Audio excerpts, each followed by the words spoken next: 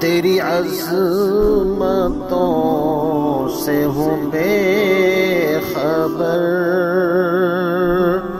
یہ میری نظر کا قصور ہے۔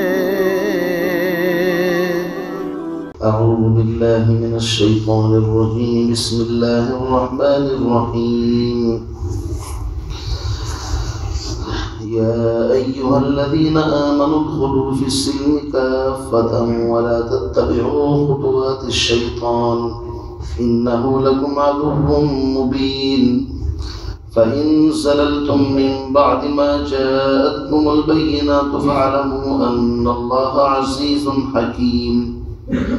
هل ينظرون إلا أن يأتيهم الله في ظلل من الغمام والملائكة وقضي الأمر وإلى الله ترجع الأمور۔ سل بني إسرائيل كم آتيناهم من آية بينة ومن يبدل نعمة الله من بعد ما جاءته فإن الله شديد العقاب۔ زين للذين كفروا الحياة الدنيا ويسخرون من الذين آمنوا والذين اتقوا فوقهم يوم القيامة والله يرزق من يشاء بغير حساب۔ كان الناس أمة واحدة فبعث الله النبيين مبشرين ومنذرين وأنزل معهم الكتاب بالحق ليحكم بين الناس فيما اختلفوا فيه وما اختلف فيه إلا الذين أوتوه من بعد ما جاءتهم البينات بغيا بينهم فهدى الله الذين آمنوا لما اختلفوا فيه من الحق بإذنه والله يهدي من يشاء إلى صراط مستقيم۔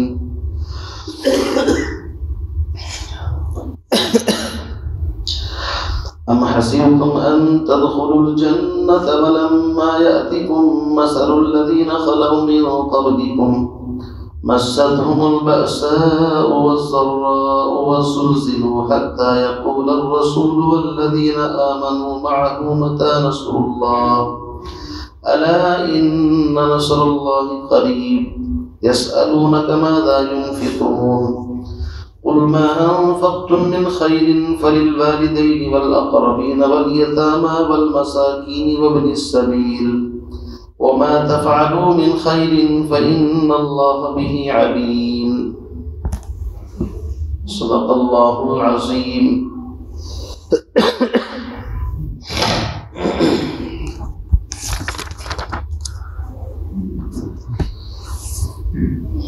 سورۃ البقرہ آیت نمبر 208 سے لے کر کے آیت نمبر 215 تک اس وقت چند آیات آپ حضرات کے سامنے پڑھی گئی ہیں، تلاوت کی ہیں۔ اللہ رب العزت سے دعا فرمائیں پروردگار عالم قرآن و سنت کی صحیح ترجمانی کرنے کی سعادت اور توفیق عطا فرمائیں، اور جو باتیں کہی جائیں سنی جائیں اللہ اخلاص کے ساتھ عمل کرنے کی توفیق عطا فرمائے۔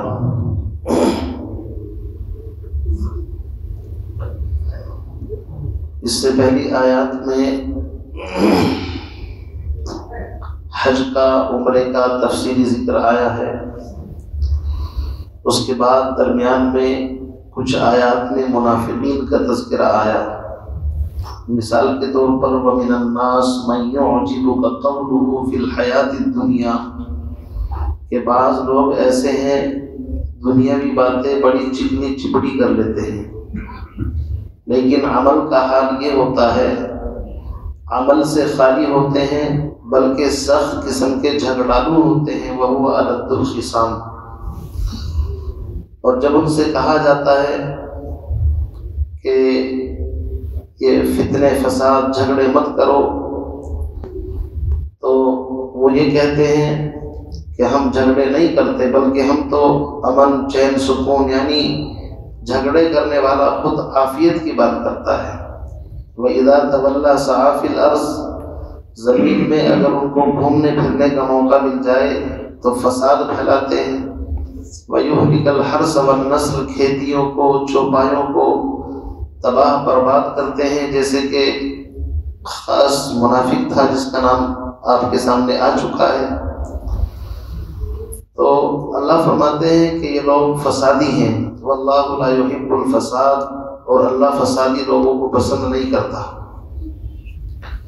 اس کے برخلاف بعض لوگ وہ ہیں جو ایمان والے ہیں، یعنی صحابہ، جیسے حضرت صہیب، حضرت خباب، حضرت عبداللہ بن مسعود، غریب مفلس صحابہ ہیں، لیکن نبی علیہ السلام پر اپنی ہر چیز قربان کرنے کے لیے تیار۔ ان کی تعریف اللہ نے فرمائی، وَمِنَ النَّاسِ، بعض لوگ ایسے ہیں، مَن يَشْرِي نَفْسَهُ ابْتِغَاءَ مَرْضَاتِ اللَّهِ، کہ جو اللہ کی رضا اور خوشنودی کے لیے اپنی جان تک کا سودا کر ڈالتے ہیں۔ مال تو دوسرے نمبر کی چیز ہے، اپنی جان کا بھی اگر سودا کرنا پڑے اس کو بھی بیچ ڈالتے ہیں۔ اب اس کے بعد جو آیت میں نے پڑھی ہے، یا ایھا الذین آمنوا، اس آیت میں خطاب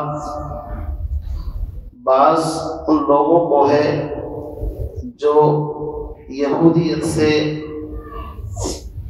نکل کر کے اسلام کے اندر داخل ہوئے، جیسے کہ حضرت عبداللہ ابن سلام یہودی تھے پھر مسلمان ہوئے۔ اسی طریقے سے ابن یامین، یعنی یامین کے بیٹے، یہ بھی ایک یہودی کے بیٹے تھے۔ اسی طریقے سے اسد، اسید اور بھی دیگر نام آتے ہیں کہ چند لوگ تھے جو یہودیت سے نکل کر کے اسلام کے اندر داخل ہوئے۔ ان حضرات کے بارے میں یہ آیت نازل ہوئی ہے۔ آیت کا شان نزول یہ ہے، جب وہ مسلمان ہوئے تو ان کے دل کے اندر یہ بات آئی کہ اگر ہم تورات کی بھی کچھ اچھی باتوں کو لے لیں اور قرآن پاک نے، شریعت نے ان کے اوپر کوئی گرفت نہ کی ہو، تو اس اعتبار سے دونوں شریعتوں پر عمل کرنے کی وجہ سے نفع زیادہ ہوگا، یعنی بنیاد فائدے کے اوپر رکھی۔ مثال کے طور پر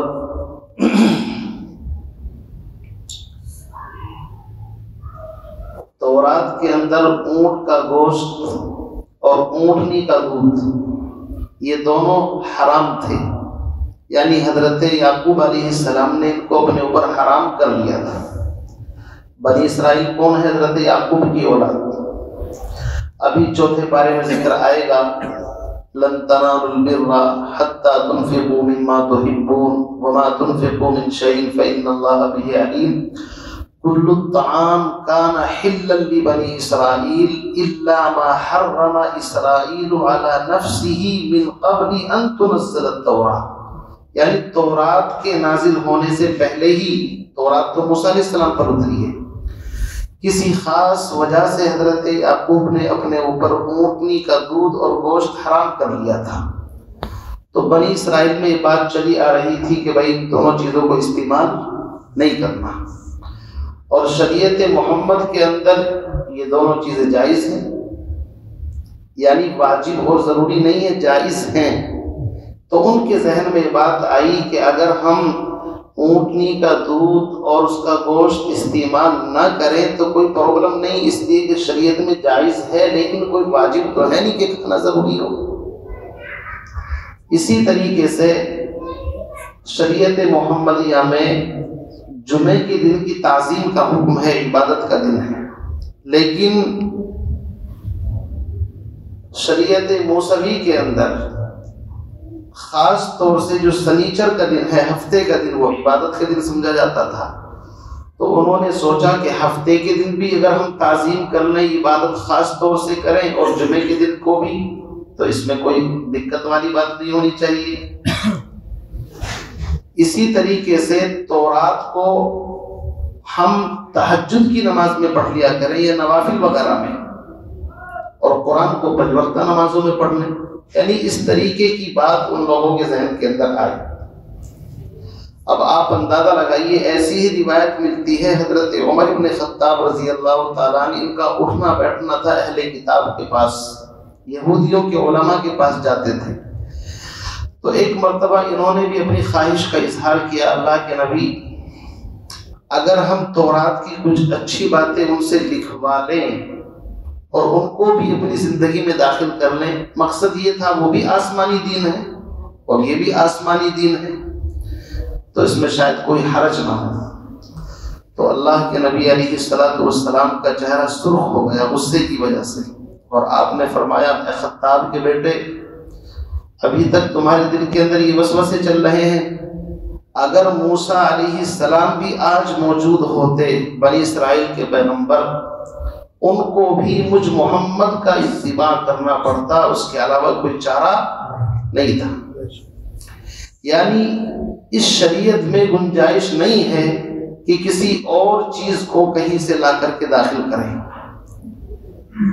یہ شریعت کامل مکمل ہے، اس میں گنجائش ہے ہی نہیں۔ ایسا نہیں کہ صرف نماز پڑھنے کا طریقہ ہمارے نبی بتا کر کے گئے ہوں، نہیں، پیغمبر علیہ السلام نے عقائد، عبادات، معاملات، معاشرت، اخلاق، سیاست، دین کا کوئی شعبہ ایسا نہیں ہے جس کے اندر امت کی رہنمائی نہ کی ہو، ہر طرح کی رہنمائی کامل مکمل موجود ہے۔ میرے آپ کے علم کی کمی تو ہو سکتی ہے کہ ہمیں ابھی وہ نہ پتہ چلا ہو، چونکہ علم وفوق کل ذی علم علیم، ایک سے ایک بڑھ کر کے جاننے والا ہے، لیکن یہ نہیں کہ اس چیز کی کمی ہے۔ ایک عیسائی مصنف ہے، اس نے ایک کتاب لکھی ہے دی 100، یعنی اسلام یہ مان کر کے چلیے 100 ایسی ہستیوں کے نام لکھے ہیں جنہوں نے دنیا کے اندر کوئی عظیم کارنامہ انجام دیا ہے۔ وہ عیسائی رائٹر مصنف ہے، اس نے سب سے فرسٹ نمبر پر اس میں نام لکھا ہے محمد الرسول اللہ صلی اللہ علیہ وسلم کا۔ تو عیسائی دنیا میں کوہرام مچ گیا کہ تم عیسائی ہو، تمہیں تو اپنے پیغمبر کا نام لکھنا چاہیے تھا، اور تم نے مسلمانوں کے پیغمبر کا نام سب سے فرسٹ نمبر پر رکھا ہے۔ اس نے کہا، میں نے اپنے دل کی جب آواز انصاف کے ترازو کے اندر دیکھی ہے، عیسیٰ علیہ السلام نبی ہیں، اس میں کوئی شک نہیں، لیکن ان کی زندگی کے اندر مکمل رہنمائی نہیں ملتی، اس لیے کہ عیسیٰ علیہ السلام کی تو ابھی شادی بھی نہیں ہوئی، تو اگر کوئی امتی شادی کے مسائل پیش آ جائیں تو کہاں حل کرے گا جا کر کے؟ یعنی اس نے جواب دینے کی کوشش کی۔ ایک ہی ہستی ایسی ہے کائنات کے اندر جو پتھروں کے درمیان ہیرے کی طرح چمکتی ہے، اگر ہیرے کو پتھروں میں ڈھل دیا جائے تو ہیرا الگ نظر آتا ہے، اور وہ ہے آمنہ کے لال محمد عربی صلی اللہ علیہ وسلم کی زندگی کہ جس طرف سے بھی دیکھو ہیرے کی طرح روشن اور منور نظر آتا ہے، انگلی رکھنے کی ضرورت نہیں ہے۔ اگر کوئی عقائد کے اندر رہنمائی حاصل کرنا چاہے تو عقیدہ بھی موجود ہے، عبادات میں، معاملات میں، معاشرت، کوئی شعبہ ایسا نہیں ہے کہ جس کے اندر رہنمائی موجود نہ ہو۔ الیوم اکملت لکم دینکم واتممت علیکم نعمتی، اللہ نے نعمت مکمل کر دی دین اسلام، ان الدین عند اللہ الاسلام ومن یبتغی غیر الاسلام دینا فلن یقبل منہ۔ تو اب آپ اندازہ لگائیے، جب ان حضرات صحابہ کرام کے بارے میں آیت نازل ہو گئی کہ دین میں آپ اپنی طرف سے کچھ ملاوٹ نہیں کر سکتے، تو ان حضرات کو سوچنا چاہیے جو دین کے نام پر بے دینی کی فیکٹری لگا رکھی ہے، یعنی بدعات اور خرافات اپنی طرف سے دین میں ایجاد کر رہے ہیں۔ یہی تو مسئلہ ہے۔ اللہ کے نبی علیہ السلام نے فرمایا، کل بدعت ضلالہ، ہر بدعت گمراہی ہے، وکل ضلالۃ فی النار، ہر گمراہی جہنم میں لے جانے والی ہے۔ اس لیے دین اسلام کے اندر بدعت کی قطعاً گنجائش ہے۔ فرمایا، من وقر صاحب بدعت، جس نے کسی بدعتی کی تعظیم کی، فقد اعان علی هدم الاسلام، گویا کہ وہ دین اسلام کو اٹھانے میں مددگار بن رہا ہے۔ بدعتی کی تعظیم کی بھی گنجائش ہے، آپ اندازہ لگائیے۔ اسی لیے ایک ایک سنت کی قدر کرو۔ من احیا بسنتی عند فساد امتی فلہ اجر 100 شہید، ایک سنت کو زندہ کیا ایسے زمانے کے اندر جب کہ سنتوں کو چھوڑا جا رہا ہوگا تو شہیدوں کے برابر اجر ثواب ملے گا۔ سنتوں کو معمولی نہ سمجھیں، شہ کونین کی سنت پہ جو عامل نہیں ہوتا وہ کچھ بھی کر رہا ہو کچھ اسے حاصل نہیں ہوتا، اور کرشمے لاکھ دکھلائے ولی اس کو کہے دنیا گروہ اولیاء میں وہ کبھی شامل نہیں ہوتا۔ سارے دین کا مدار اتباع سنت کے اوپر ہے۔ تو اس سے پتہ چلا کہ بدعت کی دین میں گنجائش نہیں ہے، کیونکہ بدعتی کیا کرتا ہے؟ اپنی طرف سے دین میں اضافہ کرتا ہے۔ اور یاد رکھیے بنیے سے سیانہ سو پاؤنا، اگر کوئی تجارت میں بنیے سے ہوشیار بننے کی کوشش کرے وہ بیوقوف ہے۔ صحابہ دین کے بنیے تھے، بنیا سمجھتے ہیں نا، تجارت میں بنیا کہتے ہیں دکاندار ایک خاص طبقہ ہے جن کا کام ہی تجارت ہوتا ہے، لین دین کرنا، ویاپاری۔ صحابہ دین کی چھوٹی چھوٹی باتوں پہ نبی کا اتباع کرتے تھے، تو جو کام صحابہ نے نہیں کیا ہم 14ویں صدی کے اندر اس کو دین سمجھ کر کے کر رہے ہیں، اس کا مطلب یہ ہے کہ ہم صحابہ سے بھی زیادہ ہوشیار بننے کی کوشش کر رہے ہیں۔ یہ بے وقوفی ہے، ہوشیاری نہیں ہے۔ اسی لیے تو مسئلہ آتا ہے کہ ہم بدعت سے، جب بدعت کا معاملہ آتا ہے تو پھر بات نہیں بنتی۔ اب قبروں پر چراغ جلانا، چادریں چڑھانا، اور وہاں جا کر کے مرغے بکرے اور پتہ نہیں کیا کیا ذبح کرنا، دیگے اتارنا، یہ کرنا بھائی نہ صحابہ نے کیا نہ صحابہ کے غلاموں نے کیا، تو پھر ہم اس کو دین سمجھ کر کے کریں گے تو یہ بے دینی ہے، دین نہیں ہے۔ اس لیے ہم اپنی عقل کو استعمال نہ کریں۔ دیکھو ایک قاعدہ ہے، ایک فائدہ ہے۔ صحابہ کی جو رائے تھی وہ فائدے کے اوپر تھی، لیکن دین کی جو گاڑی ہے وہ قاعدے پر چلتی ہے، فائدے پر نہیں چلتی۔ فائدے تو پتہ نہیں کس کس چیز کے اندر ہے۔ اب ہم منع کرتے ہیں کہ نماز سے پہلے آپ اذان سے پہلے درود نہ پڑھو، جی ثواب کا کام ہے، اس کو تو بڑا فائدہ ہے۔ تو بھائی صحابہ بھی فائدے کی ڈیمانڈ لے کر کے گئے تھے کہ تورات پر بھی عمل ہو جائے گا، یہ بھی ہو جائے گا، فائدہ نہیں بتایا، قاعدے پر چلایا ہے، سسٹم کے اوپر چلایا ہے۔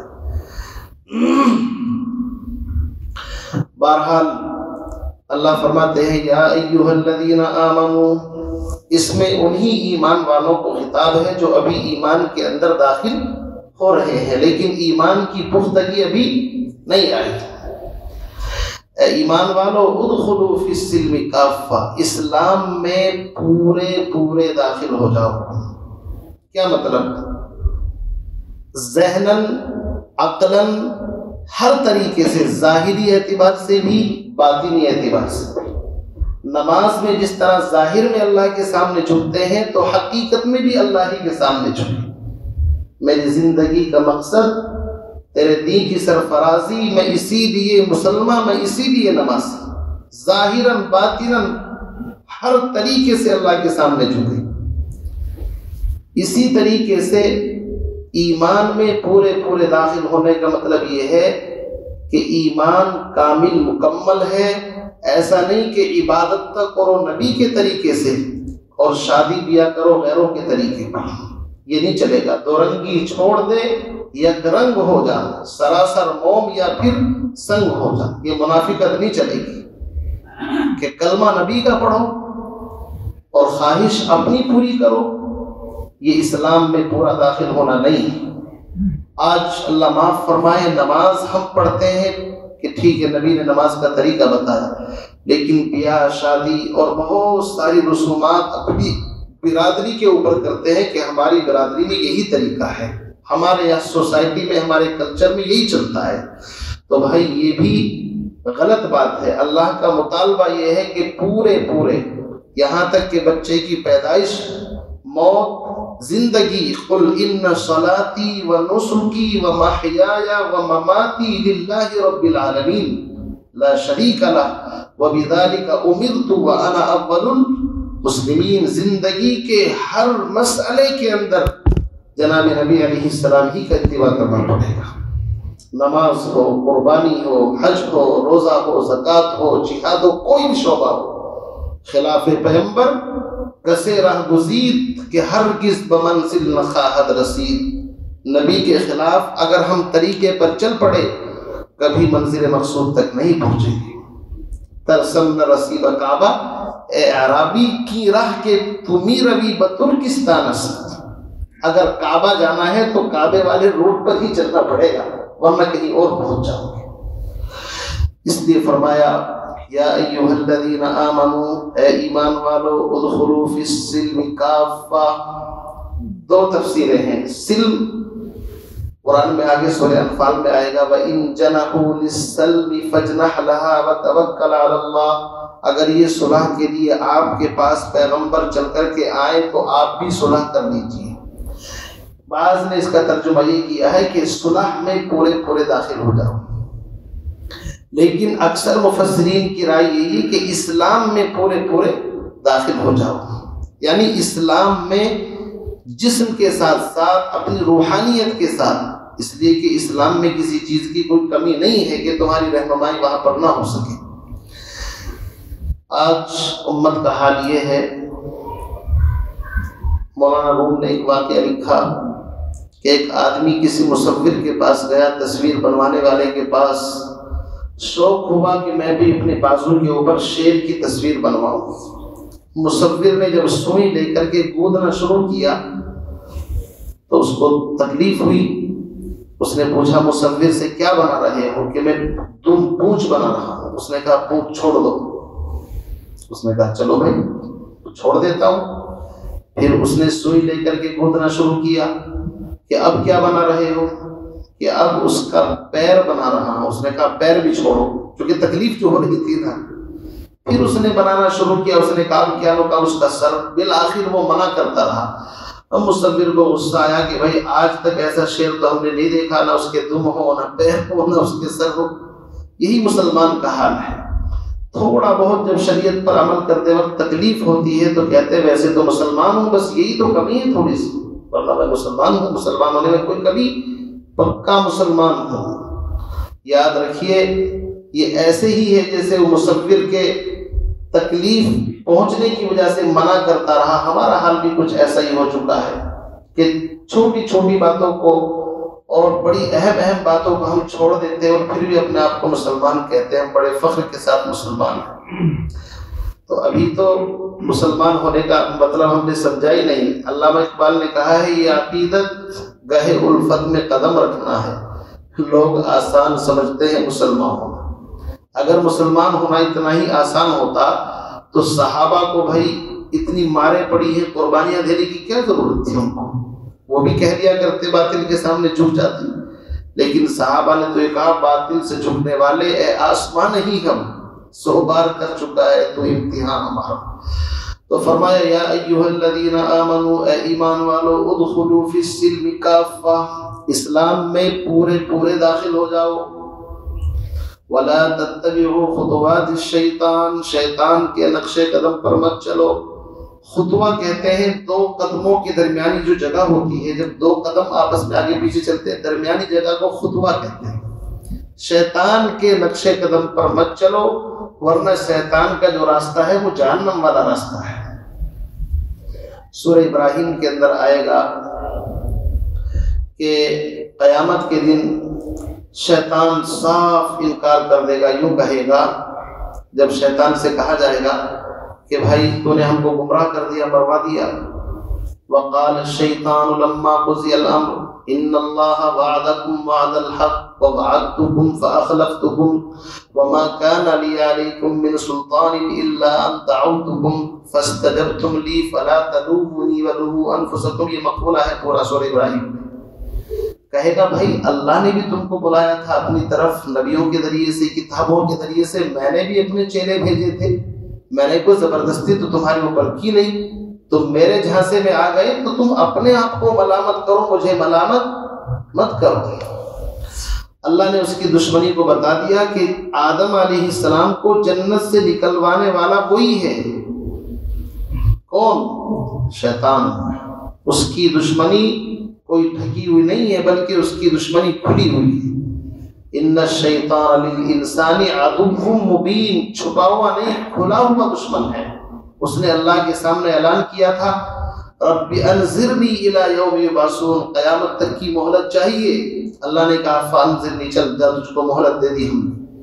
تو اس نے قسم کھائی تھی فبعزتک، تیری عزت کی قسم، لاغوینہم اجمعین، ان کا تو بیڑا غرق کروں گا۔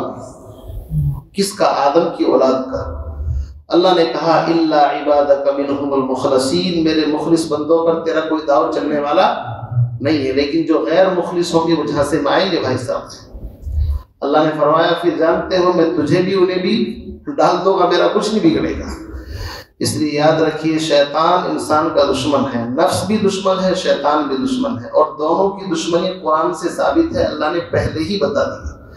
فرمایا انہ لکم عدو مبین، وہ تمہارا چھپا ہوا نہیں بلکہ کھلا ہوا دشمن ہے، اور کھلے ہوئے دشمن سے بے فکر رہنا یہ بے وقوفی ہو سکتی ہے، عقل مندی نہیں ہو سکتی۔ کسی کی کسی سے دشمنی لگی ہوئی ہو تو انسان مطمئن نہیں ہوتا، بھائی وہ تو ہمارا صدیوں سے ہماری باپ دادا سے دشمن چلا رہا ہے، ہم اس سے بے فکر نہیں رہ سکتے۔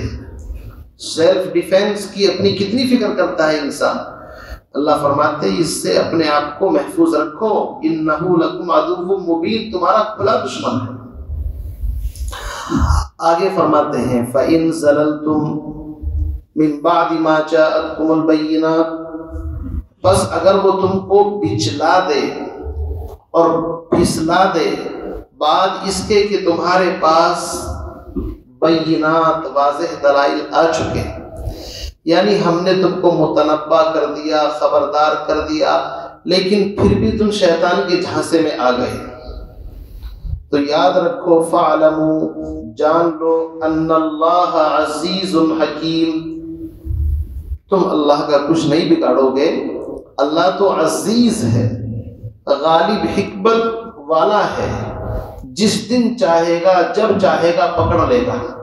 دنیا والوں کی طرح نہیں کہ مجرم کو پکڑو کہیں انڈر گراؤنڈ نہ ہو جائے، اس سے کوئی نہیں چھپ سکتا، اور تمہیں جو تھوڑی مہلت دے رکھی ہے تم یہ مت سمجھنا کہ پکڑ تو آئی نہیں۔ قرآن کہتا ہے کہ جب اللہ کی نافرمانی کے اوپر لوگ اترتے ہیں تو اللہ ان کو ڈھیل دیتا ہے۔ کیا دیتا ہے؟ اللہ ڈھیل دیتا ہے، اور جب وہ لوگ اس کے اندر اچھی طریقے سے بالکل پھنس جاتے ہیں پھر اللہ ایک دم کھینچ لیتا ہے۔ اس لیے اللہ کی ڈھیل اللہ کی حکمت ہے، اس کو ناجائز فائدہ مت اٹھاؤ اس سے۔ فرمایا فَاعْلَمُوا، جان لو، ان اللہ عزیز، اللہ زبردست ہے، حکیم حکمت والے ہیں، جب چاہیں گے پکڑ کر لیں گے، اور یہ جو فوراً پکڑ نہیں کرتے گناہوں کے اوپر، اللہ نے فرمایا ہے وَلَوْ أَنَّ أَهْلَ الْقُرَىٰ آمَنُوا وَاتَّقَوْا لَفَتَحْنَا عَلَيْهِمْ بَرَكَاتٍ مِّنَ السَّمَاءِ وَالْأَرْضِ وَلَٰكِن كَذَّبُوا فَأَخَذْنَاهُمْ، جب انہوں نے تکذیب کی تب پکڑا ہم نے ان کو۔ کہتے ہیں کعب احبار رضی اللہ تعالیٰ عنہ کسی قاری سے قرآن پاک سیکھ رہے تھے، جب یہ آیت پڑھی گئی تو فَاعْلَمُوا کے بعد ان اللہ غفور الرحیم پڑھ دیا، تو کعب احبار کہنے لگے کہ ان اللہ غفور الرحیم نہیں ہو سکتا یہاں پر۔ استاد کہنے لگے نہیں ایسا ہی ہے، ان اللہ غفور الرحیم۔ تو اتنے میں کوئی اور وہاں سے گزرا، ان سے پوچھا کہ بھائی یہ جو آیت ہے فَإِن زَلَلْتُم مِّن بَعْدِ مَا جَاءَتْكُمُ الْبَيِّنَاتُ فَاعْلَمُوا أَنَّ اللَّهَ عَزِيزٌ حَكِيمٌ ہے، یا فَاعْلَمُوا أَنَّ اللَّهَ غَفُورٌ رَحِيمٌ ہے؟ اس نے کہا فَاعْلَمُوا أَنَّ اللَّهَ عَزِيزٌ حَكِيمٌ۔ کیا مطلب؟ ذکر چل رہا ہے راستے سے بچلنے کا، ذکر چل رہا ہے حق آ جانے کے بعد پھر بھی نہ ماننے کا، تو غفور الرحیم کا مطلب نہیں ہوتا، وہاں پر تو یہ ہے کہ پکڑ ہونی چاہیے پھر جب نہیں ماننا ہے۔ تو اسی لیے جو اہل علم ہوتے ہیں وہ آگے پیچھے سے بھی مفہوم کو سمجھ لیتے ہیں، کیونکہ وہ کعب احبار تورات انجیل کے عالم تھے، اہل کتاب میں سے تھے۔ آگے فرماتے ہیں هل ينظرون، کیا یہ لوگ جو انکار کر رہے ہیں نہ ماننے والے ہیں اس بات کے منتظر ہیں؟ جیسا کہ ان لوگوں کا گمان ہے جو نہ ماننے والے ہوتے ہیں، ان کا گمان یہ ہے کہ وہ مطالبہ کرتے تھے وقت کے نبیوں سے، جیسے کہ اس سے پہلے گزرا ہے کہ موسیٰ علیہ السلام سے کہا لن نؤمن لک حتی نر اللہ جہرا، ہم اس وقت تک ایمان نہیں لائیں گے جب تک کہ اللہ کو اپنی آنکھوں سے نہ دیکھ لیں۔ حالانکہ اللہ کو اس دنیا کے اندر رہتے ہوئے ان آنکھوں سے دیکھنا ناممکن ہے۔ ویسے تو جنت میں ہفتے میں ایک مرتبہ اللہ کا دیدار ہوا کرے گا۔ تو مشرکین نے اس طرح کے مطالبات رکھے ہیں اپنے اپنے نبیوں سے۔ اسی طریقے سے سورہ انبیاء کے اندر، بلکہ سورہ بنی اسرائیل کے اندر آئے گا کہ مشرکین نے نبی علیہ السلام سے بھی ڈیمانڈ رکھی تھی، وَقَالُوا لَن نُؤْمِنَ لَكَ حَتَّى تَفْجُرَ لَنَا مِنَ الْأَرْضِ يَنبُوعًا أَوْ تَكُونَ لَكَ جَنَّةٌ مِّن نَخِيلٍ وَعِنَبٍ فَتُفَجِّرَ الْأَنْهَارَ خِلَالَهَا تَفْجِيرًا أَوْ تُسْقِطَ السَّمَاءَ كَمَا زَعَمْتَ عَلَيْنَا كِسَفًا أَوْ تَأْتِيَ بِاللَّهِ وَالْمَلَائِكَةِ قَبِيلًا أَوْ يَكُونَ لَكَ بَيْتٌ مِّن زُخْرُفٍ أَوْ تَرْقَىٰ فِي السَّمَاءِ وَلَن نُؤْمِنَ لِرُقِيِّكَ حَتَّىٰ تُنَزِّلَ عَلَيْنَا كِتَابًا نَقْرَؤُهُ۔ لمبی آیت ہے، ترجمہ یہ ہے کہ یا تو ان مکے کے پہاڑوں کو یہاں سے ہٹاؤ، کھیتی باڑی کا انتظام کروا دو، یا ان سے کوئی چشمہ نکلوا دو، یا آسمان سے بادل کا ٹکڑا آئے ہمارے سامنے اور ہمارے اوپر عذاب آ جائے جیسے کہ آپ کہتے ہیں، یا آپ آسمان میں سیڑھی لگا کر کے ہمارے سامنے چڑھو، یا آسمانوں سے فرشتے بادلوں کے اندر آئے، ہم اپنی آنکھوں سے دیکھیں اور وہ آ کر کے کہیں کہ یہ محمد اللہ کے نبی ہے، یہ قرآن ہماری کتاب ہے، تب ایمان لائیں گے۔ ایک لمبی آیت ہے، سورہ بنی اسرائیل میں آئی۔ اس طرح کے مطالبات یعنی اپنے وقت کے نبیوں سے قوموں نے کیے ہیں۔ اب اللہ ناراض ہو کر کے فرما رہے ہیں کہ کیا یہ اس بات کے منتظر ہیں کہ اللہ بادلوں کے سائے میں ان کے سامنے ظاہر ہوں؟ اگر یہ اس بات کا انتظار کر رہے ہیں تو یاد رکھو ان کی تباہی کا وقت آ چکا ہے۔ وَقُضِيَ الْأَمْرُ، پھر معاملہ لپیٹ دیا جائے گا، اس لیے کہ ایسا تو بعد میں ہوگا میدان محشر کے اندر، یہ دنیا میں ہی اس چیز کا مطالبہ کر رہے ہیں۔ یا اس کا مطلب یہ ہے کہ کیا ان کی یہ تمنا ہے کہ اس طرح کا منظر ان کی آنکھوں کے سامنے آئے؟ فرماتے ہیں هَلْ يَنْظُرُونَ، کیا یہ لوگ جو دلائل آ جانے کے بعد بھی ایمان لانے کے لیے تیار نہیں، اس بات کے منتظر ہیں کہ آئی ان کے پاس اللہ رب العزت فی ظلل من الغمام، بادلوں کے سائے میں، والملائکہ، اور فرشتے بھی آئیں، وقضی الامر، اور ان کے درمیان فیصلہ کر دیا جائے، وَإِلَى اللَّهِ تُرْجَعُ الْأُمُورُ، اور سب کو لوٹ کر اللہ ہی کے پاس جانا ہے۔ مطلب یہ ہے کہ دیکھو ایمان بالغیب ہے، ایمان بالمشاہدہ ایمان نہیں ہے۔ اگر تم اپنی آنکھوں سے دیکھ کر کے کسی چیز پر ایمان لا رہے ہو، پھر قیمت ہی کیا رہی؟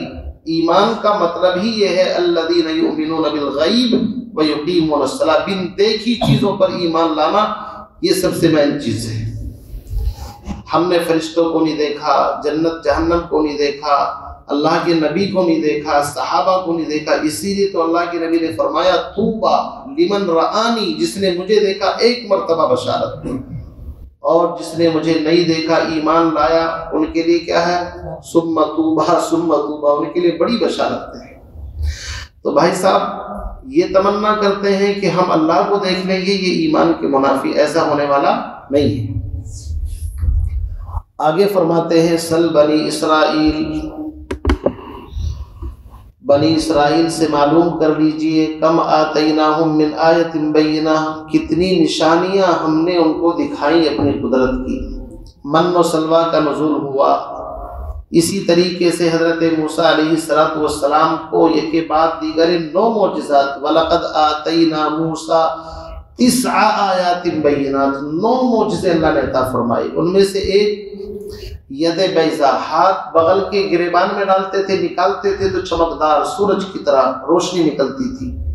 دوسرا عصا، لاٹھی زمین پر ڈالتے، اژدہا پکڑ لیتے تو پھر لاٹھی بن جاتی تھی۔ بہت سارے معجزات اللہ نے عطا فرمائے۔ اللہ فرماتے ہیں تمہیں یقین نہیں آتا تو لوگوں، بنی اسرائیل ایک زندہ تاریخی قوم گزری ہے جس کا وجود آج بھی دنیا کے اندر ہے۔ بنی اسرائیل، اس سے معلوم کرو، ان کے احوال پڑھو کہ ہم نے کتنی نشانیاں، کتنے پیغمبر ان کے درمیان مبعوث فرمائے. باپ بھی نبی، بیٹا بھی نبی، پوتا بھی نبی، حضرت ابراہیم نبی، اسحاق بھی نبی، یعقوب بھی نبی، حضرت یوسف بھی نبی، چار پشتیں نبوت کے اندر چل رہی ہیں. لیکن اتنے نبی آنے کے باوجود بھی وہ لوگ ان کی قدردانی نہ کر سکے اور نافرمانی کی، شرک اور کفر کی وادیوں میں چلے گئے. اللہ فرماتے ہیں پھر ہم نے جو عزت کی عزت کا تاج ان کے سروں کے اوپر رکھا تھا، ہم نے اس سے چھین کر کے ان کو ذلت کے گہرے گار کے اندر ڈال دیا. سمجھانا یہ چاہتے ہیں اے صحابہ، اے ایمان والو، ہمارا رشتہ صرف ماننے والوں سے ہے، نہ ماننے والوں سے کوئی رشتہ نہیں ہے. جب کسی کو نعمتیں دی جائیں وہ ناقدری کرے تو اللہ اس کو چھین لیتا ہے. اسی کو فرمایا سل بنی اسرائیل سے معلوم کر لو کم آتیناہم من آیت بینہ، یعنی جو لوگ نشانیاں مانگ رہے ہیں، کعبے مکے کو خوشحال کر دو، پہاڑوں کو ہٹا دو، یہ وہ، اللہ فرماتے ہیں پہلے لوگوں سے تو پوچھ کر کے دیکھ لو کتنی نشانیاں دی ہیں. فرعون پیچھے سے ہے اور سامنے دریائے نیل بحر کلثوم پھٹا اور وہ نکل گئے اور دشمن غرق ہو گیا ان کی آنکھوں کے سامنے. یہ نشانیاں کیا کم ہیں؟ بنی اسرائیل سے پوچھو کم آتیناہم من آیت بینہ، کتنی نشانیاں ہم نے ان کو دی. ومن یبدل نعمت اللہ، لیکن اللہ کی سنت یہ ہے کہ جب اللہ کی نعمتوں کو کوئی تبدیل کر دے، نعمت سے مراد دین اسلام ہے، قرآن ہے، شریعت ہے، اس لیے کہ سب سے بڑی نعمت تو اسلام ہی ہے. الیوم اکملت لکم دینکم واتممت علیکم نعمتی، واتممت علیکم نعمتی یعنی دین اسلام. اللہ فرماتے ہیں ومن یبدل نعمت اللہ، جو اللہ کی نعمت کو، اللہ کی نشانیوں کو تبدیل کر دے. کب؟ من بعد ما جاءتہ، اس کے آ جانے کے بعد. اسی لیے ایک روایت میں ہے کہ جس تک میرا کلمہ، میرا دین پہنچا اور پھر اس نے میری اتباع نہ کی تو اللہ رب العزت ان تمام کو جہنم کے اندر ڈال دے. یعنی نبی علیہ السلام کا کلمہ دین پہنچا اور انہوں نے اتباع نہیں کیا. فرمایا ومن یبدل نعمت اللہ، جو اللہ کی نعمت کو تبدیل کر دے اس کے آ جانے کے بعد، فإن اللہ شدید العقاب، تو اللہ کی پکڑ بڑی سخت ہے. کیسی پکڑ ہے؟ قوم عاد، قوم سمود، قوم لوط، قوم ہود، قوم صالح، قرآن میں پوری کی پوری ان کی حالات، پورا اتہاس آگے چل کر کے آنے والا ہے. کسی کو ہوا کے ذریعے سے ہلاک کر دیا، کسی کو فرشتے کی چیخ سے ہلاک کر دیا، کسی کو پانی کے ذریعے سے ہلاک کر دیا. الگ الگ عذاب اللہ نے بھیجے. آگے فرماتے ہیں کہ یہ لوگ ایمان کیوں نہیں لاتے ہیں؟ اتنے نبی آئے، پیغمبر آئے، اس کے باوجود اس کی اصل وجہ یہ ہے کہ ایک دین ہے، ایک دنیا ہے. دنیا نقد ہے اور دین ادھار ہے. دین کے اوپر کیا ملتا ہے؟ ثواب ملے گا. جو دکھائی نہیں دے رہا ہے وہ تو ادھار ہے. کیوں جی؟ ایسے ہی ہے نہیں. ایک مرتبہ سبحان اللہ کہا جنت میں درخت لگیا تو دکھائی تو نہیں دے رہا ہے، لیکن 1 روپہ جیب کے اندر آ گیا تو اس کی اہمیت ہے چونکہ اس سامنے سے دکھائی دے رہا ہے. تو اصل وجہ یہ ہے کہ انسانوں کے دلوں کے اندر دنیا کی محبت سرایت کر گئی. سورہ آل عمران میں آئے گا زُيِّنَ لِلنَّاسِ حُبُّ الشَّهَوَاتِ مِنَ النِّسَاءِ وَالْبَنِينَ وَالْقَنَاطِيرِ الْمُقَنطَرَةِ مِنَ الذَّهَبِ وَالْفِضَّةِ وَالْخَيْلِ الْمُسَوَّمَةِ وَالْأَنْعَامِ وَالْحَرْثِ. لوگوں کی نظروں میں یہ چیزیں مزین کر کے پیش کی گئی، اسمارٹ، خوبصورت. دنیا کی محبت، کھیتی کی محبت، گھوڑوں کی محبت، سونے چاندی کی محبت، عورتوں کی محبت، بیٹوں کی محبت. اللہ فرماتے ہیں کہ اس وجہ سے اصل میں آنکھوں پر چشمہ چڑھ گیا ہے دنیا کا. تو اس دنیا کی محبت کی وجہ سے لوگ دین سے اعراض کرتے ہیں. اسی لیے اللہ کے نبی نے فرمایا کہ فَاتَّقُوا الدُّنْيَا وَاتَّقُوا النِّسَاءَ إِنَّ أَوَّلَ فِتْنَةَ بَنِي إِسْرَائِيلَ كَانَتْ فِي النِّسَاءِ. اور ایک دوسری حدیث ہے جس کا مفہوم یہ ہے کہ اللہ کے نبی علیہ الصلوۃ والسلام نے فرمایا دنیا کی محبت حب الدنیا رأس کل خطیئۃ، ہر برائی کی جڑ دنیا کی محبت ہے۔ دنیا میں اگر کہیں مرڈر قتل ہو رہے ہیں، دنیا کی محبت اس کے پیچھے ہے۔ کہیں آپس میں بھائی بھائی کا حق مارا جا رہا ہے تو دنیا کی محبت ہے، ایک زیادہ لینا چاہ رہے ہیں، ایک کو کم دینا چاہ رہے ہیں۔ پوری دنیا میں اگر فساد کی جڑ آپ دیکھیں گے تو دنیا کی محبت اس کی جڑ کے اندر نظر آئے گی۔ بھائی صاحب رشتے ناطے کیوں ٹوٹ رہے ہیں؟ میں اس سے آگے بڑھ جاؤں تاکہ یہ مجھے سلام کرے، ہے نا؟ انسان مال دولت میں کیوں آگے بڑھنا چاہ رہا ہے کہ اگر برابر رہے گا تو پھر تو سلام کرے گا نہیں، اور اس کی عزت نفس کو پامال کرنا، اس کو جھکانا ہے اپنے سامنے، فرعون بننا چاہتا ہے۔ اس لیے حلال حرام کی پرواہ کے بغیر دنیا اکٹھی کر، تاکہ پھر یہ تیرے آپ سامنے آ کر کے تجھے سلوٹ اور سلام کرے۔ یہ دنیا کی محبت ہے۔ اللہ فرماتے ہیں زُيِّنَ لِلَّذِينَ كَفَرُوا الْحَيَاةُ الدُّنْيَا، ان کافروں کی نظر میں، نہ ماننے والوں کی نظر میں دنیا کی محبت کو مزین کر دیا گیا۔ وَيَسْخَرُونَ مِنَ الَّذِينَ آمَنُوا، ان کا حال یہ ہے ایمان والوں کا مذاق اڑاتے ہیں۔ یہ آیت جب نازل ہوئی، حضرت عبداللہ بن مسعود رضی اللہ تعالیٰ عنہ قد بھی چھوٹا تھا اور پنڈلیاں بھی ان کی بڑی پتلی تھی، اور بیچارے غریب صحابی تھے عبداللہ بن مسعود۔ ان کے حالات میں آتا ہے جب ان کا آخری وقت آیا تو حضرت عثمان غنی یا غالباً کسی نے ان کے دور میں ان کی وفات ہوئی تو کچھ اشرفیاں، کچھ سونے کے سکے ان کے پاس بھجوائے مدد کے لیے۔ ایمان دیکھو اس صحابی کا کتنا اونچا ہے۔ کہا کہ مجھے تمہارے اس ہدیے کی ضرورت نہیں ہے۔ کیوں؟ اس لیے کہ میں روزانہ سورہ واقعہ کی تلاوت کرتا ہوں، میری بچیاں میرے گھر کے اندر سورہ واقعہ پڑھتی ہیں، اور میں نے سنا ہے پیغمبر علیہ السلام سے کہ جس گھر میں سورہ واقعہ پڑھی جاتی ہے اس میں فاقہ نہیں آتا، تو تمہارے اس سونے کا میں کیا کروں گا؟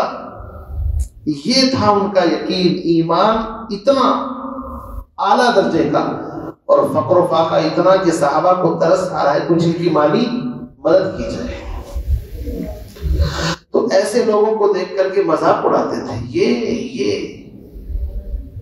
حضرت خباب، حضرت سہیب، حضرت بلال سب تو ایسے ہی تھے۔ اللہ فرماتے ہیں کہ آج تم ان کے اوپر ہنستے ہو، ہنسو۔ سورہ مطففین میں فرمایا فَالْيَوْمَ الَّذِينَ آمَنُوا مِنَ الْكُفَّارِ يَضْحَكُونَ عَلَى الْأَرَائِكِ يَنْظُرُونَ، کل کے دن یہ ایمان والے مسیحیوں پر آرام کر رہے ہوں گے، آرام دہ بستروں کے اوپر، اور کل کو یہ ہنسیں گے تمہارے اوپر۔ تو ان تسخروا منا فإنا نسخر منکم کما تسخرون، اگر آج تم پر ہم پر ہنستے ہو، ہنس لو، کل کو ہمارا دن آئے گا۔ حضرت نوح علیہ السلام جب کشتی بنا رہے تھے تو قوم کے لوگ ہنستے تھے، کلما مر علیہ ملأ من قومہ سخروا منہ، دیکھو پانی کا نام و نشان نہیں، ابھی جہاز بنا رہے ہیں، کیا خشکی کے اندر چلائیں گے اس کو؟ اس کا جواب دیا ان تسخروا منا فإنا نسخر منکم کما تسخرون۔ اس لیے کسی پر ہنسنا، ٹھٹا مذاق اڑانا جائز نہیں ہے۔ یا ایھا الذین آمنوا لا یسخر قوم من قوم عسى ان یکونوا خیرا منہم، تم جس پر ہنس رہے ہو سکتا ہے اللہ کی نظروں میں اس کا مقام تم سے کہیں زیادہ ہو۔ اس لیے کسی کو حقارت کی نظر سے دیکھنا، ایک حقارت کی ہنسی ہوتی ہے، دیکھو ہنسی بھی الگ الگ ہوتی ہے، اور عجیب بات یہ ہے ایک بچے کے چہرے پر مسکراہٹ ہوتی ہے، وہ بالکل ہر طرح کی مکاری سے پاک صاف ہوتی ہے، اس لیے کہ اس میں کوئی ریاکاری نہیں ہوتی۔ جب بچہ ہنستا ہے تو بڑا خوبصورت لگتا ہے۔ لیکن کچھ لوگوں کی ہنسی ہوتی ہے طنزیہ، مذاق والی ہنسی، اور کچھ لوگوں کی ہنسی ہوتی ہے اسٹائل والی ہنسی، اور کچھ لوگوں کی ہنسی الگ الگ کی ہنسی دنیا کے اندر موجود ہے۔ حالانکہ جو سنت ہنسی ہے وہ یہ ہے کہ ایمان والے کو دیکھ کر کے مسکرانا بھی صدقہ ہے۔ اللہ کے نبی نے فرمایا کچھ نہیں کر سکتے، ایمان والے بھائی کو دیکھ کر کے مسکراؤ، یہ صدقہ ہے۔ اور دعا دی اضحک اللہ سنک، اللہ تجھے ہنستا ہی رکھے، یہ تو کتنی پیاری دعا ہے۔ لیکن ایک ہنسنا ہمارا ہے، ہم حقارت کی وجہ سے ہنستے ہیں، تو یہ حقارت والا ہنسنا ان لوگوں کا ہنسنا تھا جس کو اللہ نے یہاں پر منع کیا ہے۔ فرمایا وَيَسْخَرُونَ مِنَ الَّذِينَ آمَنُوا، یہ لوگ ایمان والوں کا مذاق بھی اڑاتے ہیں۔ والذین اتقوا، یاد رکھو جو لوگ اللہ سے ڈر کر کے تقوی کے ساتھ زندگی گزاریں گے، فوقہم یوم القیامہ، ہمارا وعدہ ہے کہ یہ غالب ہوں گے قیامت کے دن ان لوگوں کے اوپر، فوق اوپر ہوں گے اور یہ نیچے ہوں گے جو آج دنیا میں ہنستے ہیں۔ واللہ یرزق من یشاء بغیر حساب، اور اللہ جس کو چاہے بغیر حساب کے رزق عطا فرماتے۔ بغیر حساب کا مطلب یہ ہے اللہ جب دیتا ہے تو وہ گنتی کر کے نہیں دیتا 100 دو 200 دو، بغیر حساب، چونکہ اس کے خزانے لامحدود ہیں۔ اللہ جب دیتا ہے تو حیثیت سے زیادہ دیتا ہے، سمجھے نہیں؟ ایک آدمی خانہ کعبہ میں دعا مانگ رہا تھا بیٹھ کر کے، اللہ 5 لاکھ روپے دے دے، اس طریقے سے ایک پٹھان آیا اور ایک جھاپٹ پیچھے سے لگایا، بے وقوف ریٹ کم کر رہا ہے، یہ خانہ کعبہ ہے، یہاں تو کروڑوں میں بات کرنی چاہیے، اربوں میں بات کرنی چاہیے، اور تو بالکل 1000 اور لاکھ پر لا کر کے ہنسانے کے لیے کبھی کبھی میں اس طرح کی بات کرتا ہوں، کیوں؟ تاکہ اللہ کے نبی علیہ السلام کی مجلس بھی ایسی نہیں رہتی تھی، بھی آگے آ رہا ہے، نبیوں کا کام بشارت دینا بھی تھا اور ڈرانا بھی تھا، دونوں چلنا چاہیے، نہ بالکل ایسا کہ بس عالم ارواح کی سیر ہو رہی ہے، کچھ پتہ ہی نہیں کام پہنچ گئے، اور نہ بالکل وہی درمیان میں چلنا چاہیے۔ تو اصل چیز یہ ہے کہ ہم مانگتے ہیں اپنی حیثیت کے مطابق، لیکن اللہ عطا فرماتا ہے اپنی شان کے مطابق۔ اللہ کی شان بڑی بلند ہے، جب وہ دیتا ہے تو تھوڑے سے بھی بہت کچھ ہو جاتا ہے۔ فرمایا کان الناس امتا واحدہ، ایک زمانہ ایسا گزرا ہے سارے کے سارے لوگ ایک ہی امت تھے، ایک ہی طریقے کے اوپر تھے، امتا واحدہ۔ امام راغب اصفہانی مفردات القرآن میں فرماتے ہیں امت اس جماعت کو کہا جاتا ہے کہ جن کے درمیان آپس میں کوئی مناسبت ہو، چاہے وہ کسی بھی طرح کی مناسبت ہو، مثال کے طور پر چاہے ایک رنگ کے اعتبار سے مناسبت ہو، ایک رنگ کے لوگ ایک امت ہیں، چاہے ان کی زبان ایک ہو اور چاہے ان کا پیشہ ایک ہو، امت اس کو کہا جائے گا جس میں یکسانیت پائی جائے کسی ایک جہت کے اعتبار سے بھی۔ اب سوال یہ ہے سب کے سب ایک ہی امت تھے، کب تھے بھائی؟ پھر اس امت سے مراد امت مسلمہ ہے یا امت کافرہ ہے؟ دونوں قول ہیں۔ حضرت ابی ابن کعب اور ابن زید یہ فرماتے ہیں عالم ارواح میں جب اللہ نے روحوں کو پیدا کیا، انسانوں کو روحوں کی شکل میں، اس وقت سب کے سب ایک ہی دین پر تھے۔ سب نے کہا تھا کیا؟ جب اللہ نے پوچھا تھا الستو بربکم، سب نے کیا کہا تھا؟ بلا شہیدنا، ہم گواہی دیتے ہیں آپ ہمارے رب ہیں۔ تو یہ دو حضرات فرماتے ہیں کہ اس وقت کی بات ہے، سب ایک ہی دین کے اوپر تھے۔ لیکن حضرت مجاہد، یہ قرآن کے مفسرین میں سے ہیں، ان کی رائے یہ ہے کہ حضرت آدم علیہ السلام کو جب جنت سے اتارا گیا، اما حوا اور حضرت آدم وہ مراد ہے۔ پھر اشکال ہوگا کہ یہاں پر تو جمع کا لفظ استعمال کیا ہے کان الناس امۃ واحدہ، تو اس کا جواب یہ ہے کہ وہ چونکہ انسانیت کی اصل ابتدا انہی سے شروع ہوئی ہے، اس لیے ابتدا کی وجہ سے جمع کا صیغہ استعمال فرمایا۔ بعض فرماتے ہیں کہ حضرت آدم سے لے کر حضرت ادریس یا حضرت نوح علیہ السلام تک 10 قرن ہیں۔ کتنے ہیں؟ 10 قرن، یعنی 100 سال کو ایک قرن بولتے ہیں۔ تو اس طریقے سے یہ کتنے ہو گئے بھائی؟ 1000 سال۔ حضرت آدم کی عمر ہی 900 کتنی ہوئی ہے؟ 60، 960۔ حضرت آدم علیہ السلام کی عمر اتنی طویل ہوئی ہے۔ اور بعض روایت میں آتا ہے کہ دنیا کی کل عمر حضرت آدم سے لے کر کے حضور علیہ السلام تک ایک قول ہے 5800 سال، یعنی 5800 سال۔ بعض نے اس سے زائد قول بھی نقل کیا ہے۔ اور یاد رکھیے کہ تو اس اعتبار سے بعض حضرات فرماتے ہیں کہ حضرت آدم سے لے کر حضرت نوح علیہ السلام کے درمیان میں جو تھے وہ سب کے سب ایک دین کے اوپر تھے۔ بعض فرماتے ہیں کہ نہیں، حضرت نوح علیہ السلام کے زمانے میں ابن عباس فرماتے ہیں کفر شرک پھیل گیا تھا سب میں، صرف وہ لوگ جو کشتی کے اندر تھے وہ ایک دین کے اوپر تھے، اس کے علاوہ سب اس سے خارج تھے۔ تو بعض حضرات کی رائے یہ حضرت ابراہیم علیہ السلام کے دور میں بت پرستی تھی، وہ بھی تنہا موحد تھے، ان کے دور کے اندر سب کفر کے اوپر چلے گئے تھے۔ تو دونوں قول ہیں، لیکن اکثر مفسرین کی رائے یہی ہے کہ امتاً واحداً سے مراد ہے امت مسلمہ، سب کے سب لوگ ایک ہی ملت ایک ہی دین کے اوپر تھے۔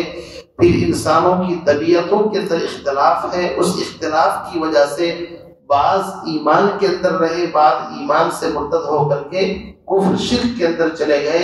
اللہ رب العزت نے آسمان سے نبیوں کا سلسلہ بھیجا، ان کے ساتھ کتابیں اتاری، انہوں نے کتاب کی روشنی میں لوگوں کو دعوت دی۔ اب اس میں سے دو گروہ ہو گئے، هو الذی خلقکم فمنکم مؤمن ومنکم کافر۔ کچھ لوگ نبیوں کی مخالفت پر چل پڑے اور کچھ لوگ ان کو ماننے والے بن گئے۔ لہذا آج تک دو ہی تقسیم ہے، ایک ایمان کی اور ایک کفر کی۔ فمن شاء فلیؤمن ومن شاء فلیکفر انا اعتدنا للظالمین نارا، یہ تقسیم ہے۔ کلمے والے سب ایک ملت ہے، چاہے وہ مشرق مغرب شمال جنوب کہیں پر رہے، اور غیر کلمے والا ایک ملت ہے، ایک امت ہے، چاہے وہ کہیں پر بھی رہے۔ دو ہی تقسیم ہے، اس کے علاوہ کوئی تقسیم نہیں ہے۔ باقی کوئی یہ سمجھے کہ اس سے رنگ اور نسل والی تفریق مراد ہے، تو انبیاء علیہ السلام رنگ اور نسل کی باتوں کو کرنے کے لیے نہیں آتے، وہ تو ایمان اور توحید کی بات کرتے ہیں۔ اس لیے کہ نبی علیہ السلام کی مجلس کے اندر تو صہیب روم سے چل کر کے آتے ہیں، بلال حبشے سے، رنگ نہیں بدلتے اللہ کے نبی، بلکہ ان کے اندر کی پاور کو بدلتے ہیں۔ رنگ تو چاہے کچھ بھی ہو، اس سے کیا فرق پڑتا ہے؟ تو ظاہری اختلافات جو دنیا کے اندر نظر آتا ہے، کسی کی لینگویج کچھ ہے، کسی کی زبان کچھ ہے، یہ تو اللہ کی قدرت کی نشانی ہے۔ قرآن میں ایک جگہ اللہ نے فرمایا وَمِنْ آیَاتِهِ، اللہ کی نشانیوں میں سے یہ ہے ان خلقکم، کہ اس نے تم کو پیدا کیا، وَإِخْتِلَافُ أَلْسِنَتِكُمْ، تمہاری زبانوں کے اختلاف، تمہارے الگ الگ رنگ۔ یہ کشمیری جماعت وادی کی ہے ماشاءاللہ، نہیں رنگ دیکھو کیسے ہم لوگ کیسے باہر الگ الگ رنگ جو ہیں، یہ اللہ کی حکمت مصلحت ہے اور یہ اللہ کی نشانی ہے۔ تو انبیاء علیہ السلام اس اختلاف کو مٹانے نہیں آتے ہیں۔ انہوں نے حجۃ الوداع کے موقع پر کہہ دیا تھا کسی عربی کو عجمی پر کوئی فضیلت نہیں ہے، رنگ کو چھوڑو، بات ایمان کی چلے گی، چاہے وہ کہیں کا بھی رہنے والا ہے۔ اصل اختلاف ہے ایمان اور کفر کا اختلاف۔ امتیں اس کے اندر مختلف ہوئی تو اللہ نے نبی بھیجے، یہاں تک کہ اخیر میں جناب محمد الرسول اللہ صلی اللہ علیہ وسلم کو بھیج کر کے اس اختلاف کو ہمیشہ کے لیے ختم فرما دیا۔ فرمایا کہ جو ہدایت آدم سے چلی تھی وہ چلتے چلتے ہدایت آ کر کے محمد رسول اللہ پر مکمل ہو گئی۔ آسمانی کتابوں کا سلسلہ چلا تھا، وہ سلسلہ قرآن کے اوپر آ کر کے مکمل ہو گیا۔ اب آخری پیغمبر، آخری کتاب آ چکی ہے، قیامت تک کے انسانوں کی رہنمائی کا سامان کر دیا گیا۔ اب ہدایت اسی کے اندر ہے، اس کے علاوہ کہیں ہدایت نہیں ملے گی۔ آگے اس کا جواب دیا کہ لوگ پھر اختلاف کیوں کرتے ہیں؟ فرمایا بغیم بینہم، ضد کی وجہ سے۔ ضد کیا ہوتی ہے؟ حسد۔ بنی اسرائیل کو حسد یہ ہوا، نبوت ہمارے اندر چلی آ رہی تھی، یہ نبوت خاندان بنی اسرائیل سے نکل کر کے بنی اسماعیل میں کیوں پہنچ گئی؟ ابو جہل خود کہتا تھا، 10 مرتبہ اعتراف کیا کہ خدا کی قسم محمد سچے ہیں، کبھی زندگی میں جھوٹ نہیں بولا، لیکن ہم کیا کریں؟ بنو ہاشم یہ سخاوت میں چلتے تھے تو ہم بھی سخاوت میں ان کی برابری کرتے تھے، اور یہ میدان کے اندر اپنے جوہر دکھاتے تھے تو ہم بھی جوہر دکھاتے تھے، یہ حاجیوں کی خدمت کرتے تھے تو ہم بھی حاجیوں کی خدمت کرتے تھے۔ ابو جہل کہہ رہا ہے ہم ان سے برحق کبھی پیچھے نہیں رہے، جو کام یہ کرتے تھے ہم نے ہمیشہ کی برابری کی، لیکن اب یہ کہتے ہیں کہ ہم میں ایک محمد نبی پیدا ہوئے ہیں، اس کی وجہ سے اب ہم برابری نہیں کر سکتے۔ اگر ہم یہ کہیں ہمارے درمیان میں بھی کوئی نبی آیا ہے تو جھوٹ بات ہوگی، سمجھے نہیں؟ اور اگر اس نبی کو مانتے ہیں تو پھر ہمارا گریب نیچے آتا ہے اور یہ ہمیں برداشت نہیں۔ یہ ہے بغیم بینہم، ضد، یہ خطرناک چیز ہے۔ تو فرماتے ہیں کان الناس امۃ واحدہ، سب کے سب لوگ ایک ہی امت تھے. میں نے بتا دیا 3 الگ الگ قول ہیں، کب تھے کب نہیں تھے. بس ان میں اختلاف ہوا طبیعتوں کے اختلاف کی وجہ سے. اب اس اختلاف کو دور کرنے کے لیے اللہ نے کیا سسٹم کیا؟ کتابیں اور نبیوں کو بھیجا. 1,24,000 نبی آئے، 313 کے اندر سے رسول ہے. نبی الگ ہوتا ہے، رسول الگ ہوتا ہے. پھر تقریباً 18 یا 28 پیغمبروں کا ذکر خود قرآن پاک کے اندر ہے، باقی کا ذکر کچھ کا احادیث کے اندر ہے، باقی کی تفصیل معلوم ہی نہیں ہے. فرماتے ہیں فبعث اللہ النبیین، پس اللہ نے نبیوں کو بھیجا. مبشرین، 2 مقصد تھے نبیوں کے، بشارت دیتے تھے جنت کی بشارت، ومنذرین، اور لوگوں کو جہنم سے ڈراتے تھے. واعظ کے 2 ہی کام ہوتے ہیں، جہنم سے ڈرانا، جنت کی بشارت دینا. وَأَنزَلَ مَعَهُمُ الْكِتَابَ، اللہ نے ان پیغمبروں کے ساتھ کتابیں، تورات، انجیل، زبور، بہت ساری کتابیں الگ الگ اتاری. بالحق، بالکل حق، فیصلہ کرنے والی. لِيَحْكُمَ بَيْنَ النَّاسِ فِيمَا اخْتَلَفُوا فِيهِ، تاکہ وہ پیغمبر ان کتابوں کے ذریعے سے لوگوں میں فیصلہ کرے ان چیزوں کے درمیان جن میں یہ آپس میں جھگڑ رہے ہیں. ایمان اور کفر کی راہ دکھانے کے لیے کتاب بھیجی تاکہ غلط کو غلط اور صحیح کو صحیح بتائے. اب ہوا کیا، نبیوں کے آنے کے بعد جو قومیں تھیں وہ قومیں کتاب آنے کے بعد بھی بعض ماننے والے بنے، بعض نہ ماننے والے بنے. جو ماننے والے بنے انہوں نے ضد کو چھوڑ دیا، اور جو نہ ماننے والے بنے وہ ضد کی وجہ سے بنے، ضد کی وجہ سے اڑ گئے. وہ فرمایا وَمَا اخْتَلَفَ فِيهِ، اور نہیں اختلاف کیا ان کتابوں میں، إِلَّا الَّذِينَ، مگر ان لوگوں نے، أُوتُوهُ مِن بَعْدِ مَا جَاءَتْهُمُ الْبَيِّنَاتُ، جن کو کتابیں دی گئی تھی. اختلاف کیا دلائل کے آ جانے کے بعد. کیوں؟ بغیم بینہم، آپس کی زدہ زدی کی وجہ سے. اس سے پہلے آیت گزری ہے وَدَّ كَثِيرٌ مِّنْ أَهْلِ الْكِتَابِ لَوْ يَرُدُّونَكُمْ مِّن بَعْدِ إِيمَانِكُمْ كُفَّارًا حَسَدًا مِّنْ عِندِ أَنفُسِهِمْ، یعنی انہوں نے حق کو اس وجہ سے نہیں جھٹلایا کہ حق کمزور تھا یا حق کے پاس کوئی دلیل نہیں تھی. ایک ہوتا ہے دلیل ہی نہیں ہے کیسے مانے جی، یا کمزور پہلو ہے ہم تو نہیں مانتے. نہیں، مضبوط بات تھی، دلائل تھے، سب کچھ تھا. ضد کی وجہ سے، تکبر کی وجہ سے، حسد کی وجہ سے. حسدا من عند انفسہم، حسد یہ تھا کہ اگر ہم ان کو مان لیتے ہیں تو ہمیں ان کے پیچھے چلنا پڑے گا، اور ہم ان کے پیچھے چلنے والے ہیں نہیں.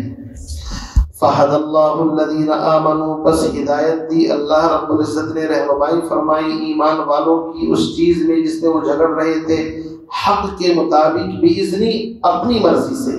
دیکھو بِإِذْنِ کا مطلب یہ ہے کہ پیغمبر بھی جو امت کو ہدایت دیتے ہیں وہ اپنی مرضی سے نہیں کہتے بلکہ اللہ کی مرضی سے کہتے ہیں. اللہ نے جو ان کی ذمہ داری لگا دی، بِإِذْنِ، اللہ جتنی ذمہ داری دیتے ہیں پیغمبر اتنی ہی بات آگے نقل کرتے ہیں. تو پتہ یہ چلا کہ شریعت ساری کی ساری کس کا قانون ہے؟ اللہ کا قانون ہے. صرف ان کی زبان پر، ان کے عمل سے تو امت تک پہنچتا ہے. ٹھیک ہے بھائی، بِإِذْنِ کا مطلب یہی ہے، اللہ کی مرضی سے.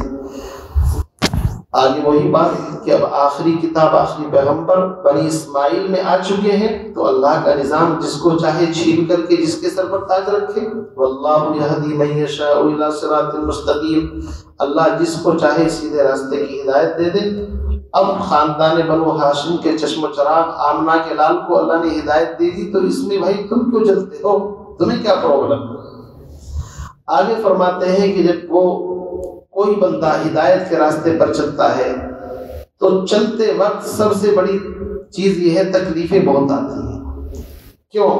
الحق مر، حق ہمیشہ کڑوا ہوتا ہے، دین پر چلنا آسان نہیں ہوتا. سورہ عصر میں کیا فرمایا؟ والعصر ان الانسان لفی خسر الا الذین آمنوا وعملوا الصالحات وتواصوا بالحق وتواصوا بالصبر. جب بھی انسان دین پر چلے گا، خواہشات کو چھوڑے گا، تو راستے میں مسائل، تکالیف، بہت کچھ آئے گا. صحابہ کی قربانی اٹھا کر کے دیکھیے، ان کے ساتھ یہی ہوا. اللہ فرماتے ہیں کہ اس راستے میں جو قربانیاں آتی ہیں، قربانی دینی پڑتی ہے، اس سے گھبرانے کی ضرورت نہیں ہے۔ قربانی سے ہمیشہ چیزوں کے اندر نکھار پیدا ہوتا ہے، قربانی سے چیزیں گھٹتی نہیں ہیں۔ اور ایک اس کی مثال ہے کہ ایک دانہ اپنی قربانی دیتا ہے، زمین کے اندر اپنا وجود کھو دیتا ہے تو پورا ایک درخت بن کر کے نکلتا ہے، پھر ایک بال جس پر 100 دانے لگتے ہیں، مٹا دے اپنی ہستی کو اگر کچھ مرتبہ چاہے کہ دانہ خاک میں مل کر گل و گلزار ہوتا ہے۔ ہر چیز قربانی دیتی ہے، وجود کے اندر آتی ہے۔ لوہے کو بھٹی کے اندر پگھلاؤ تو اس سے نئی نئی چیزیں بنتی ہیں، سونے کو پگھلاؤ تو اس سے زیورات تیار ہوتے ہیں۔ لکڑی قربانی دیتی ہے تو اس سے رحل یہ بن کر کے جس پہ قرآن رکھا ہوا ہے، اگر یہ لکڑی کھڑی ہوئی ہوتی ہے ایسی تو یہاں پر نہ آتی ہے۔ کتنی قربانی تھی، اس کو چھیلا گیا، کاٹا گیا، آروں سے اس کو چیر کر کے اور بڑی مرمت کر کے اس کو سنبھال کر کے یہاں جب چیز قربانی دیتی ہے تو اس سے ایک نئی چیز وجود کے اندر آتی ہے۔ فرمایا جا رہا ہے جب تم ایمان پر چلو گے تو یاد رکھنا اس راستے میں بڑی مسائل تکالیفیں آئیں گی۔ وَلَنَبْلُوَنَّكُمْ بِشَيْءٍ مِّنَ الْخَوْفِ وَالْجُوعِ وَنَقْصٍ مِّنَ الْأَمْوَالِ وَالْأَنفُسِ وَالثَّمَرَاتِ، لیکن فرمایا وَبَشِّرِ الصَّابِرِينَ الَّذِينَ إِذَا أَصَابَتْهُمْ مُصِیبَةٌ قَالُوا إِنَّا لِلَّهِ وَإِنَّا إِلَیْهِ رَاجِعُونَ۔ صحابہ کے سامنے تکالیف آئی لیکن خندہ پیشانی سے برداشت کرتے رہے تو اللہ اب اس قربانی کے لیے تیار کر رہا ہے۔ ام حسبتم، کیا تمہارا گمان خیال یہ ہے کہ جنت اتنی سستی چیز ہے کہ بس کلمہ پڑھا اور جنت مل گئی؟ جنت تو تلواروں کے سائے کے اندر ہے۔ ناگوار چیزوں سے جنت کو ڈھانپ دیا گیا، ناگوار چیزوں سے۔ اب اندازہ لگائیے، قدم قدم پر ناگواری ہے لیکن ہمیں نفس اور شیطان کا مقابلہ کر کے ان چیزوں کا جنت تک پہنچنا ہے۔ فرمایا ام حسبتم، کیا تمہارا گمان خیال یہ ہے ان تدخلوا الجنہ، کہ جنت میں ایسے ہی داخل ہو جاؤ گے؟ ولما یاتکم مثل الذین خلوا من قبلکم، حالانکہ تم پر ابھی وہ حالات نہیں آئے جو تم سے پہلے لوگوں پر حالات آئے۔ کیا حالات آئے؟ حضرت خباب ایک مرتبہ بڑی پٹائی کی دشمنوں نے، پیغمبر کے پاس جب بچہ ہوتا ہے تو ماں کے پاس آتا ہے اور بڑی امید کے ساتھ پیغمبر کو تلاش کرتے کرتے آئے، دیکھا تو اللہ کے نبی حرام کعبہ میں آرام کر رہے تھے۔ حضرت خباب نے آ کر کے اپنے دل کا دکھڑا سنانا شروع کیا، اللہ کے نبی بہت زیادتی ہو گئی، اب تو آپ بددعا فرما دیں ان کا بیٹا غرق ہو جائے۔ اللہ کے نبی کھڑے ہوئے، خباب کیا کہتے ہو؟ تم سے پہلے نبیوں پر، ان کی امتوں پر ایسے حالات آئے ہیں، ابھی تو اس کا کچھ بھی حصہ نہیں آیا۔ اور مثال دے کر کے فرمایا کہ ان کے سروں پر آرے چلا دیے گئے، اف تک نہیں کہا، لوہے کی کنگھیوں سے ان کے بدن سے گوشت چھیل دیا گیا۔ یہ اللہ کے نبی ترغیب دے رہے ہیں۔ اور اتنی تکلیفیں آئی کہ اس زمانے کے جو امتی تھے وہ اپنے نبیوں سے کہنے لگے متا نصر اللہ، اللہ کی مدد کب آئے گی؟ تو اس وقت کے نبیوں نے کہا الا ان نصر اللہ قریب، اللہ کی مدد قریب ہے۔ یاد رکھو اللہ کی مدد کا ایک ضابطہ ہے، جب قربانی مکمل ہوتی ہے تب جا کر کے اللہ کی طرف سے انعام اور جو اس کے وعدے ہیں وہ تب ہوتے ہیں۔ ایک اس کی مثال دیتا ہوں، ہانڈی کے اندر جب چائے یا پانی آپ گرم کرنے لگتے ہیں تو فوراً کھدے لگنے شروع نہیں ہوتے اس کے اندر، جب اسٹیم بھاپ ایک لمٹ خاص مقدار میں اس کے اندر پہنچ جاتی ہے تو پھر وہ اوپر پیچھے اچھلنی شروع ہو جاتی ہے۔ تو قربانی کی جب بالکل آخری سطح پر انسان پہنچ جاتا ہے تو اللہ کی مدد تب آتی ہے۔ حضرت ابراہیم کے ساتھ کب مدد آئی بتاؤ؟ ادھر آگ میں ڈالنے کی تیاری کی اور بڑی بڑی طاقتیں فرشتے موجود ہیں، بارش کا فرشتہ، پانی کا فرشتہ، آگ کا میں اس کو بجھا دوں، ان کی زبان پر ایک اما الیک فلا، مجھے آپ کی ضرورت نہیں ہے۔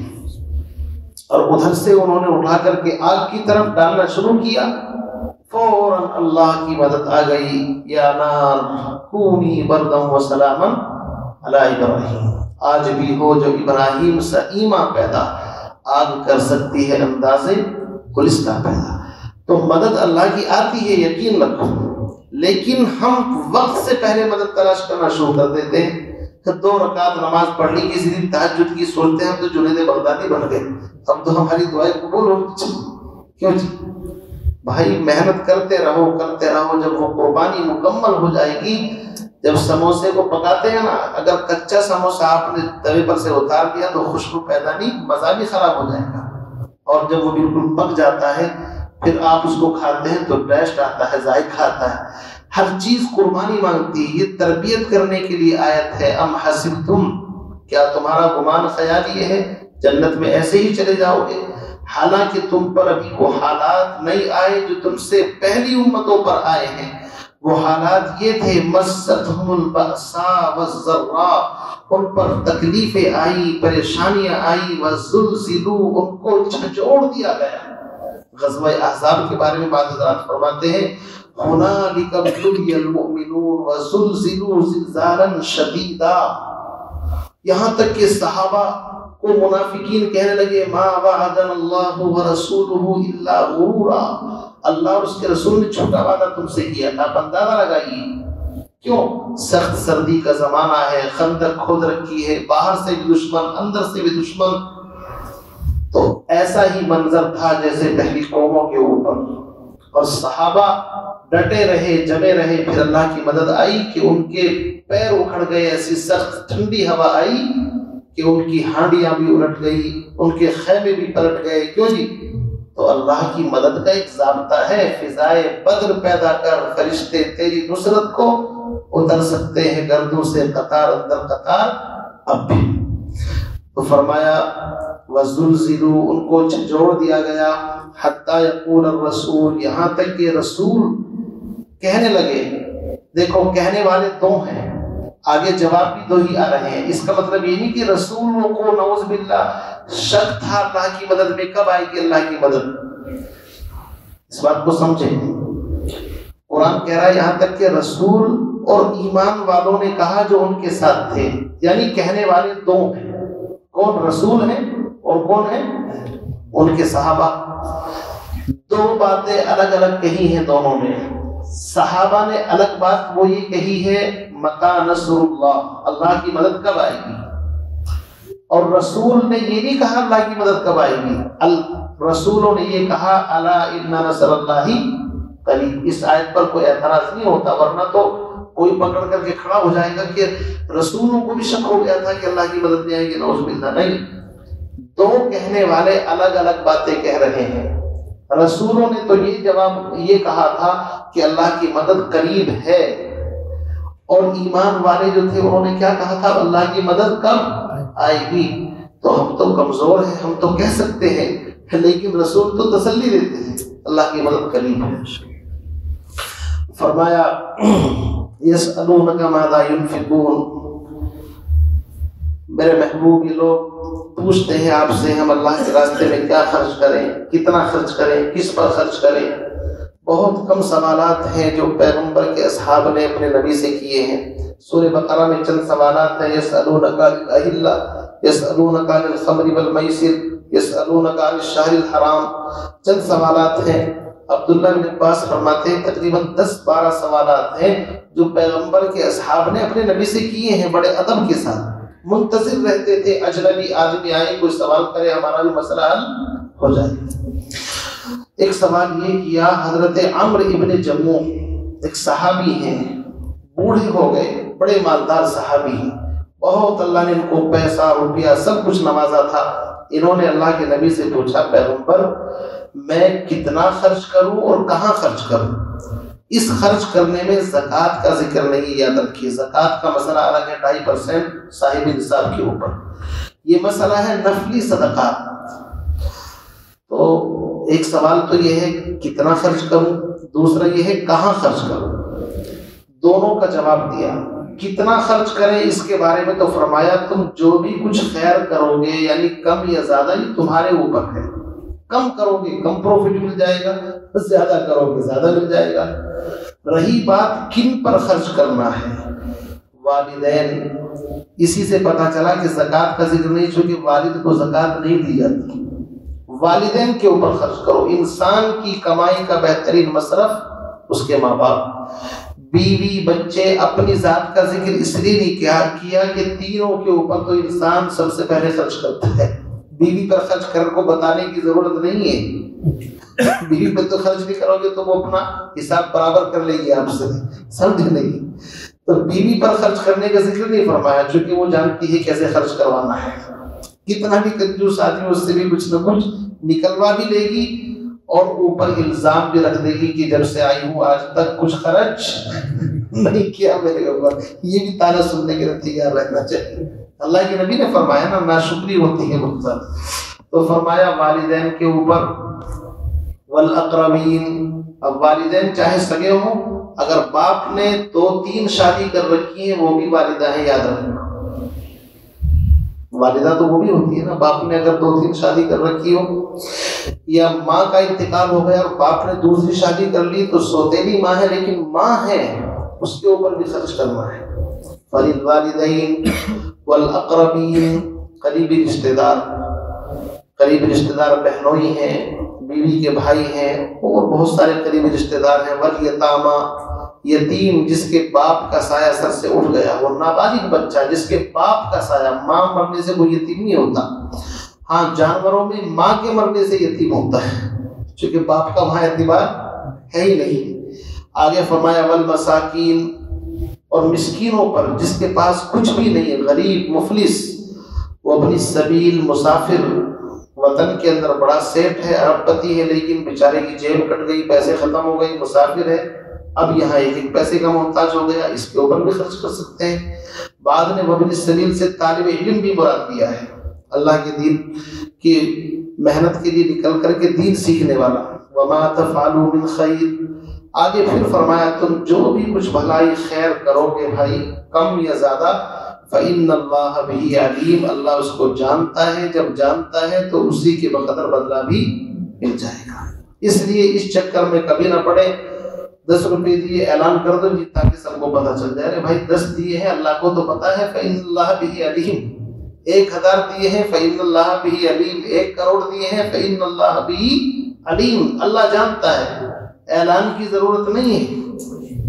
کیوں جی اعلان کی ضرورت ہے نہیں, وہ تو ترغیب کے لیے کبھی کبھی کر دیا جاتا ہے, باقی اللہ جانتا ہے. اللہ تعالیٰ سے دعا فرمائیں ہم تمام کو قرآن پاک کی صحیح طریقے سے ترجمانی اور تشریح کے بعد ان آیات پر, ان باتوں پر عمل پیرا ہونے کی سعادت اور توفیق نصیب فرمائے. ریاکاری سے, دکھلاوے سے اللہ ہم سب کی حفاظت فرمائے. اخلاص کے ساتھ زندگی گزارنے کی توفیق عطا فرمائے. سبحان اللہ بحمدہ, سبحانک اللہم وبحمدک.